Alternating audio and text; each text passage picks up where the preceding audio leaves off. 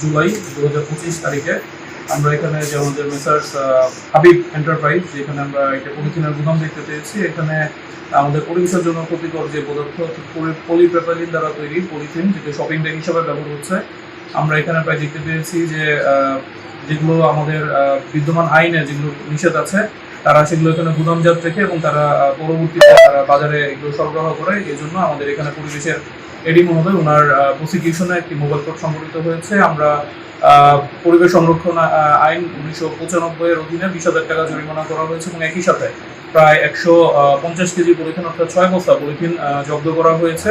এবং আমরা এখানে যিনি মালিক ওনাকে সতর্ক করা হয়েছে, পরবর্তীতে উনি যদি এরকম ব্যবসা পরিচালনা করে থাকেন তাহলে আমরা ওনার গুদামটি আমরা সিলগালা করে দেবো এবং একই সাথে পরবর্তীতে আমরা আরো কঠিন জরিমানা সম্মুখীন করবো ওনাকে। ধন্যবাদ সবাইকে।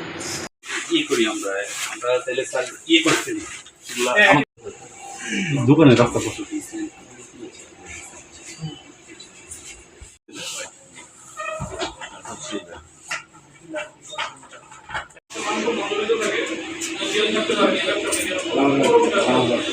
মোহাম্মদ আজিবুর। হ্যাঁ, মোহাম্মদ আজিবুর। সালেমে দিতে যাবে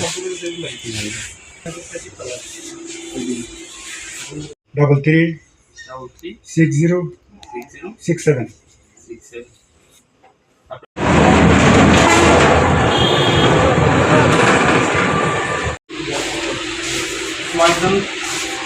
ভিতর লাইট আছে না?